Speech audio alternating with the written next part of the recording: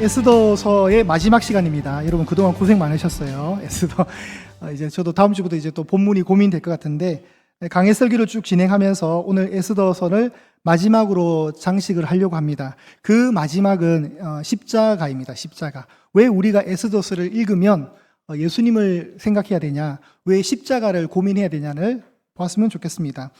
페르시아라는 국가입니다. 배경 자체가. 여러분 페르시아는 우리가 지금 뭐 여기에 페르시아 나오고 127개의 지방이 나오고 뭐 왕 이름 아하수에로가 나오고 뭐 그러니까 약간은 뭐 에스더한테 좀 밀리고 좀 뭐 이게 하나님한테 사용되어지는 것 같고, 상황들이 유다 민족에게 비슷하게 유리하게 흘러가는 것 같은 여러 또 분위기를 보니까 되게 나라가 뭐 이렇게 크게 안 와닿죠. 뭐 아하수에로 왕도 별 것 아닌 왕 같아요. 그런데 엄청난 국가였다는 사실 잊으시면 안 돼요, 여러분. 네, 엄청난 제국이었고, 여러분 알라딘의 요술램프 아세요?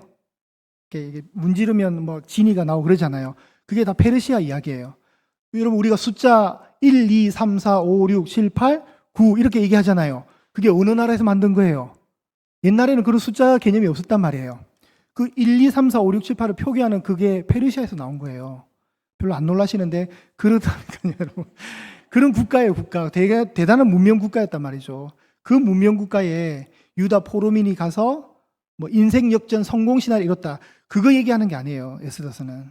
하만과 모르드게의 개인적인 감정이 충돌되어서 일이 커져가지고 막 다 죽게 됐다가 살아났다. 그 정도 수준이 아니라는 거예요.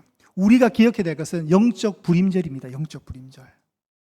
우리가 반전된 인생이라는 이 혜택을 입은 첫 번째 문서에서는 다 죽게 되었지만, 우리가 두 번째 문서인 예수 그리스도로 그 은혜로 인한 다시 살게 된 이야기를 우리가 에스더서에서 발견해야 된다는 거예요.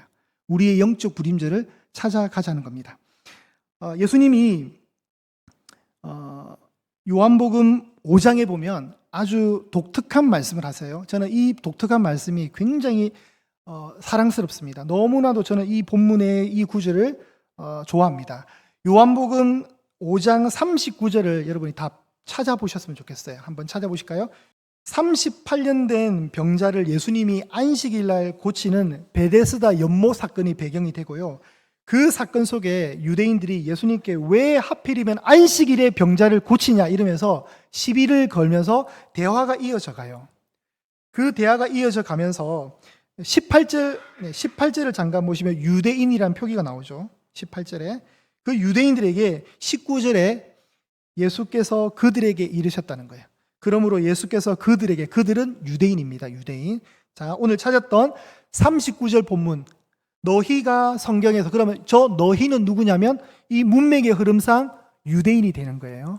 유대인들에게 예수님이 직접 말씀하시는 거예요. 이거는 화자도 예수님이세요. 자, 39절을 우리가 합독해 보겠습니다. 시작. 너희가 성경에서 영생을 얻는 줄 생각하고 성경을 연구하거니와 이 성경이 곧 내게 대하여 정언하는 것이니라. 아멘. 자, 공부해 보겠습니다. 공부입니다, 여러분. 공부. 성경 아카데미 때도 제가 요한복음 때 얘기했고, 얼마 전에 있었던 피택자 교육 때도 제가 이 말씀을 굉장히 강하게 얘기했습니다. 이 말씀은 굉장히 중요한 메시지를 담고 있습니다. 첫 번째, 너희가 할 때 너희는 누구라고요? 유대인들입니다. 그리고 내게 대하여 정언했다 할 때 이 나는 1인칭은 누구라고요? 예수님이세요. 두 번째, 성경입니다. 성경. 여러분 우리가 성경 이러면 벌써 66권의 이 두 권 성경책을 생각하는데, 예수님 당시 때 성경은 어떤 성경입니까? 구약 성경이죠. 신약은 나오지 않았단 말이에요. 그러니까 여기에 성경이라는 이 표기된 구절을 제가 구약을 넣어서 다시 한번 읽어보겠습니다. 39절입니다. 너희가 구약 성경에서 영생을 얻는 줄 생각하고 구약 성경을 연구하거니와 이 구약 성경이 곧 내게 대하여 증언하는 것이니라. 아멘. 여러분, 구약 성경 39권이 왜 존재할까요? 예수 그리스도 때문에. 이해되시죠? 이 속에 어떤 우리의 성공 신화와 뭐 그런 위대한 인물을 본받자는 내용이 아니에요. 그건 넘어서야 되는 거예요. 구약 성경 39권이 존재하는 것은 예수 그리스도 때문에 존재하는 겁니다. 그러면 우리가 오늘 택정한 본문인 에스더서 9장, 그럼 에스더서는 왜 존재하는 거예요? 예수 그리스도 때문에 존재하는 거예요. 이해가 되십니까? 이거는 하만과 모르드게의 감정 싸움의 이야기를 다루는 그 이야기를 벗어나서 궁극적으로 표방하는 것은 뭐예요? 예수님을 얘기하는 거예요. 하나 더 찾겠습니다. 5장 46절을 한번 펴보실까요? 바로 뒷절이죠. 요한복음 5장 46절입니다. 유대인들이 가장 존경하는 위대한 조상은 모세입니다. 자, 예수님이 이렇게 말씀하십니다. 모세를 믿었더라면 또 나를 믿었으리니 이는 그가 내게 대하여 기록하였습니다. 여러분, 모세가 성경을 기록했대요. 그래서 모세오경이 있는 거예요. 10편, 90편도 모세가 지었어요.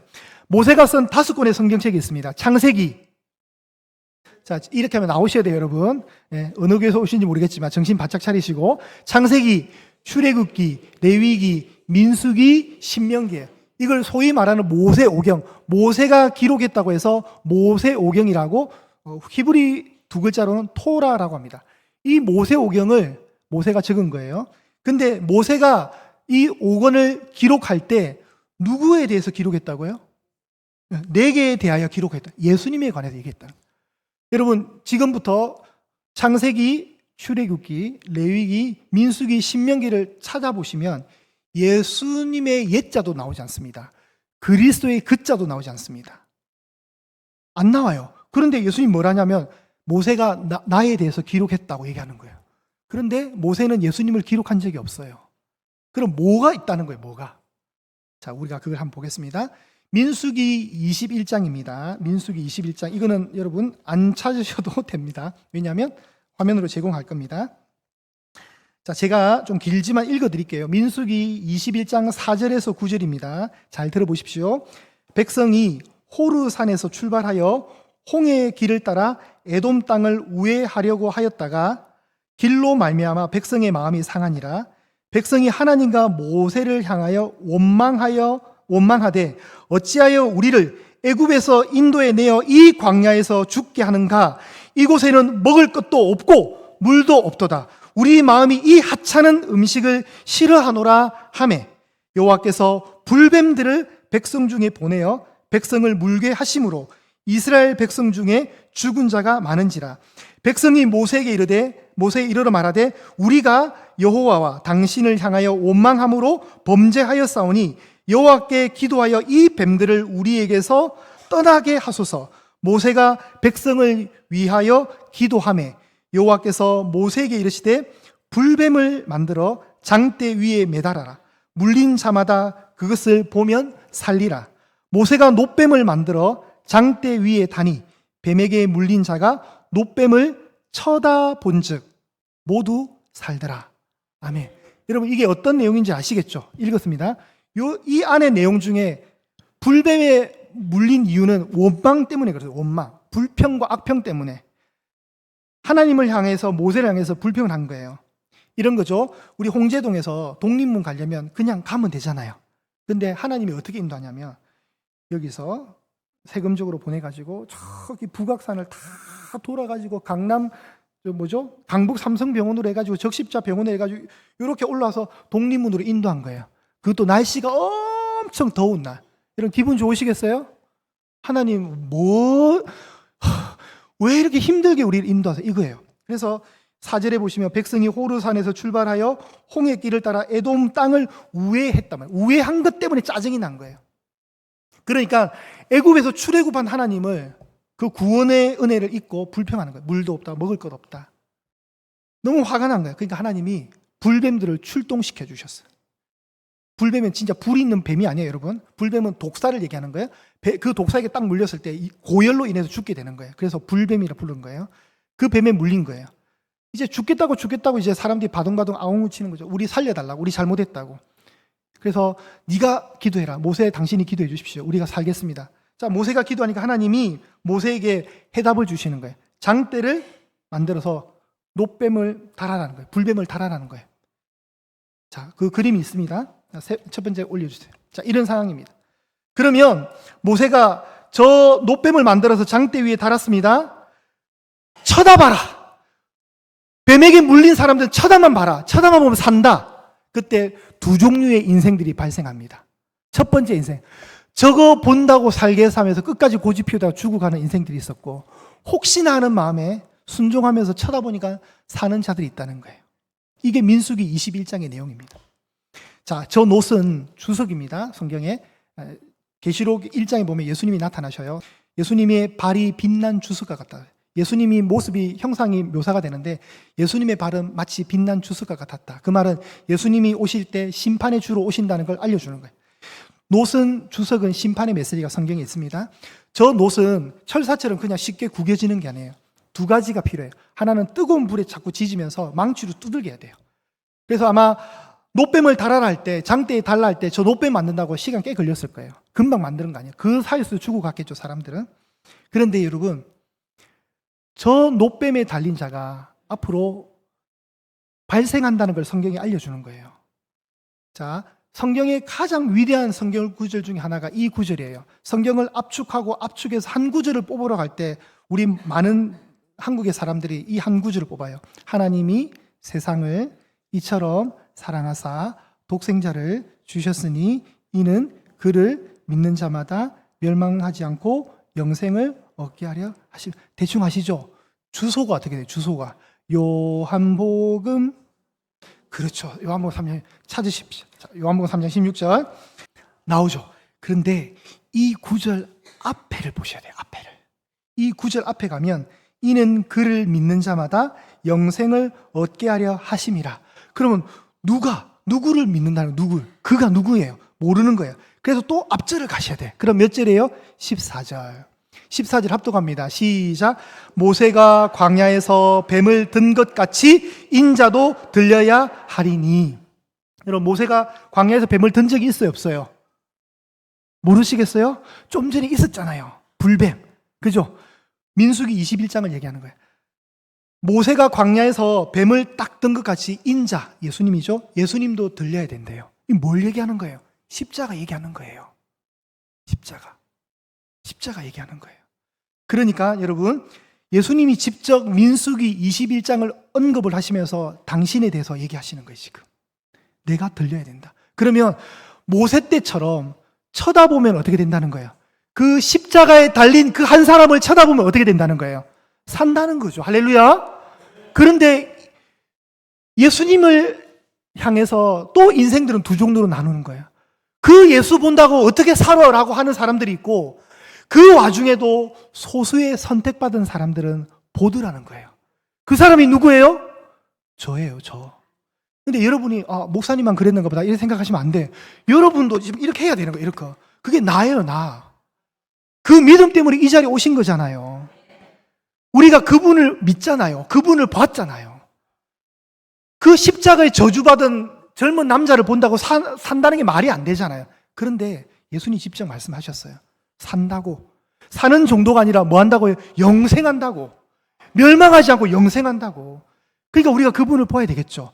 그러니 여러분, 민수기에도 예수라는 옛자의 이름이 나오지 않지만 예수님이 나와요, 안 나와요? 나오는 거예요. 그래서 모세가 민수기 21장에 누구를 기록한 거예요? 예수님 이야기를 기록한 거예요. 그 장대, 민수기에 나왔던 그 장대가 또 한 번 이미 노출이 되었어요. 자, 출애굽기 17장 가보겠습니다. 출애굽기 17장. 자, 아말렉과 전쟁을 합니다. 모세가 손을 들면 전쟁에 이기고 있는 거예요. 근데 손이 계속 들고 있으면 아프잖아요. 손을 내리니까 아말렉이 이기는 거예요. 이스라엘이 지고. 그러니까 안 되겠다 해서 어떻게 합니까? 모세를 앉혀서 아론하고 훌이 모세의 팔을 대신 들어주는 거예요. 그럼 팔만 들면 전쟁에서 이기게 되니까 결과적으로 어떻게 됐을까요? 이겼겠죠. 그래서 나왔던 말이 뭐예요? 여호와 니시인 거예요. 여호와 니시. 그죠? 자, 17장 15절입니다. 15절과 16절 제가 읽겠습니다. 출애굽기 17장 15절 16절. 모세가 제단을 쌓고 그 이름을 여호와 니시라 하고 이르되 여호와께서 맹세하시기를 여호와가 아말렉과 더불어 대대로 싸우리라 하였더라. 자, 여기에 나온 게 누구예요? 누구랑 싸우다가 여호와 니시가 나왔어요? 아말렉과. 여러분, 아말렉의 후손이 누구였어요? 에스더의 하만이었잖아요. 하만이 어디에 죽어요? 하만이 어디에 죽어요? 장대에 달려 죽잖아요.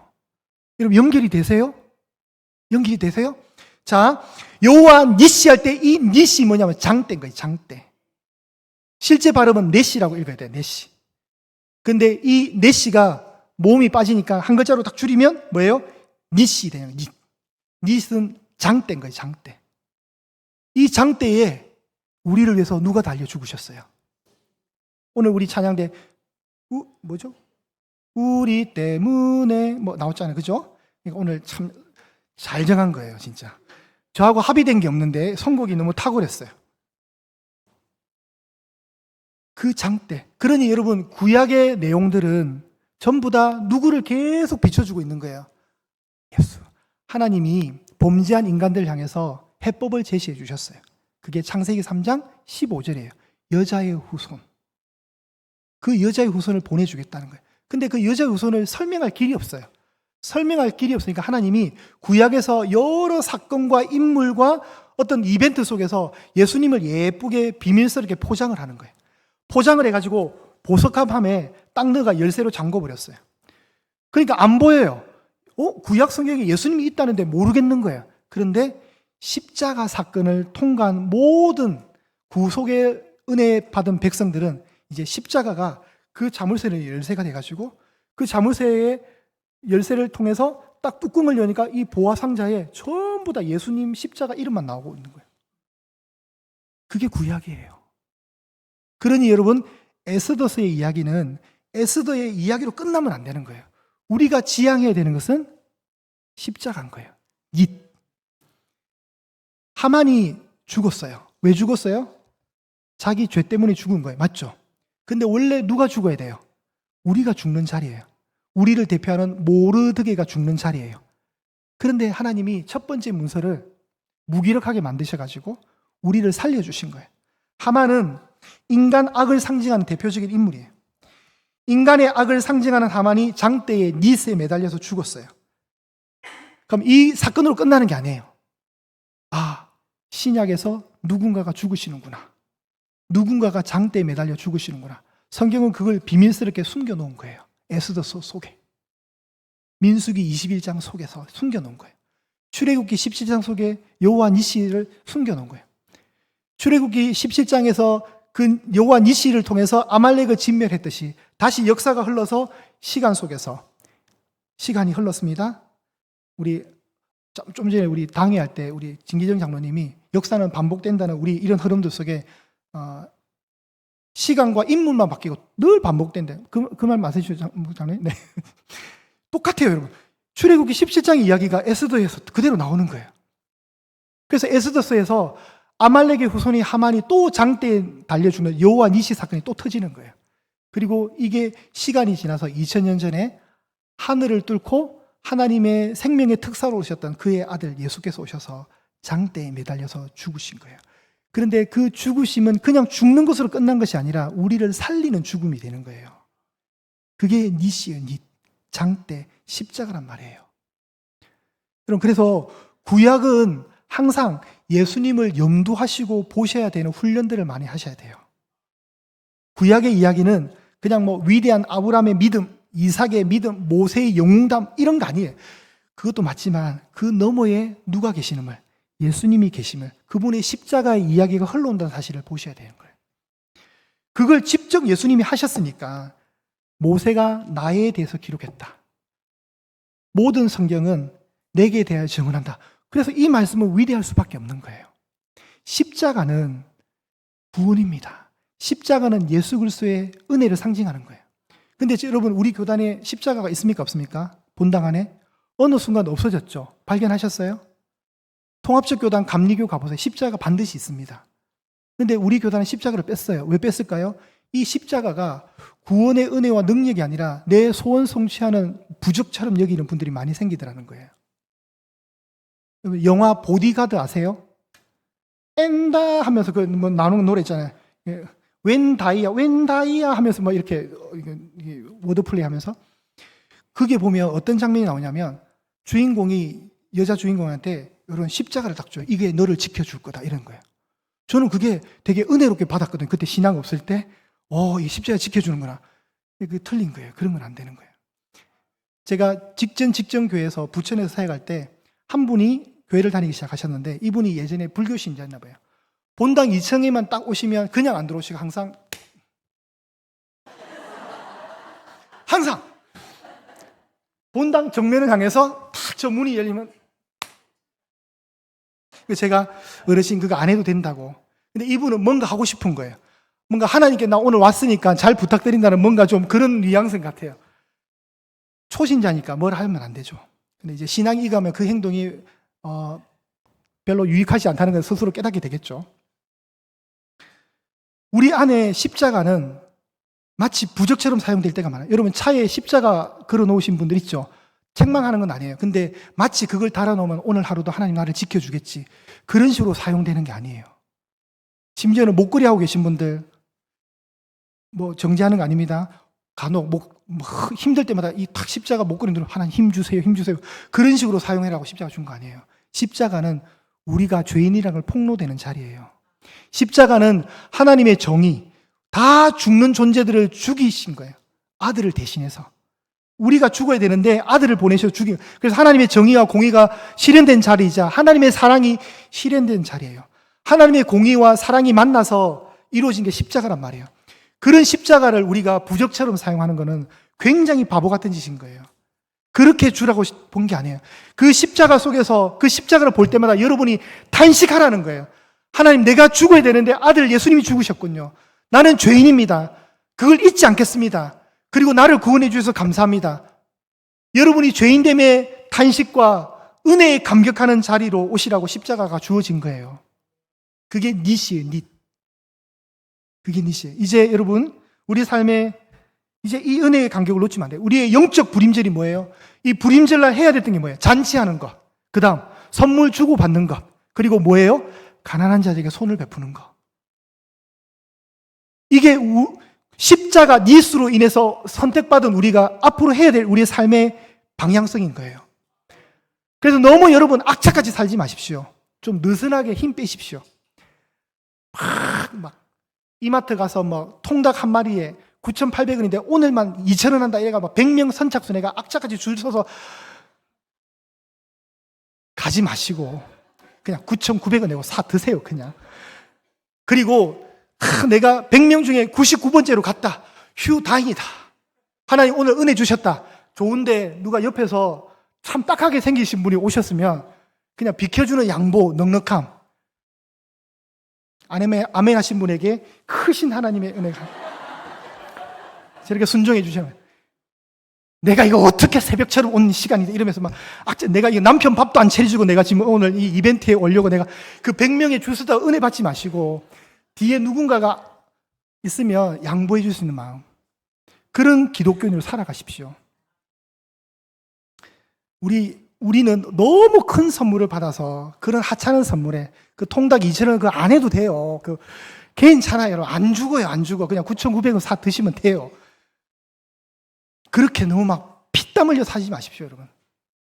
여유롭게, 가진 자답게, 진짜를 가진 자답게. 제가 예안교회 와서 첫 추수감사절 때 시편 136편으로 설교를 했습니다. 근데 그 영상이 돌아다니니까 전에 있던 어떤 권사님이 그걸 봤나 봐요. 너무 본인은 좋았대요. 왜 좋았냐니까 그 136편 1절부터 26절까지 전부 다 반복되는 말이 뭘까요? 여호와께 감사하라. 근데 본인은 인생이 너무 거치고 힘들어서 본인은 사실 감사할 수 있는 내용이 많이 없대요. 근데 그 설교를 듣고 아침에 루틴이 생겼어요. 아침마다 일어나서 시편 136편 딱 펼치는 거예요. 여호와께 감사하라. 그는 선하시며 그 인자심이 영원하느니로다. 그걸 26번 하다 보니까 뭐가 생기는 거예요? 우리 안에 악평과 불평이 힘을 못 얻는 거예요. 감사가 채워지니까. 근데 상황은 감사하지 않다니까요. 나는 여전히 건강이 안 좋고 나는 여전히 돈이 없어요, 하나님. 나는 여전히 하는 일마다 안 돼요. 왜 저래 남편은 애를 먹이고 자식은 저렇게 나를 힘들게 할까요? 여건을 보고 상황을 보면 감사할 수 있는 상황이 아닌데 시편 136편은 아침마다 일어나서 감사라 하다 보니까 힘이 생기더래요. 여러분 일주일간 한번 해볼까요? 해보십시다, 여러분. 아침에 딱 일어나시면 이번 주에는 하나님이 136편을 읽을 수 있는 마음을 주셨으니 목사님이 하라 했으니 한번 해보자 해서 한번 읽어보시는 거예요. 그러면 최소한 여러분 불뱀들은 만나지 않을 거예요. 우리가 자꾸 불평하니까 하나님이 불뱀을 보내셨는 거잖아요. 근데 감사하면 감사하면, 우리의 영적 불임절을 잘 회상하면 내가 어떤 존재였는데 나 죽다가 살아난 존재야. 그 감사가 생기면 넉넉함이 생기는 거고, 그리고 그 넉넉함이 주는 은혜 속에 또 감사하는 거예요, 여러분. 여러분, 너무 악바리처럼 살지 마십시오.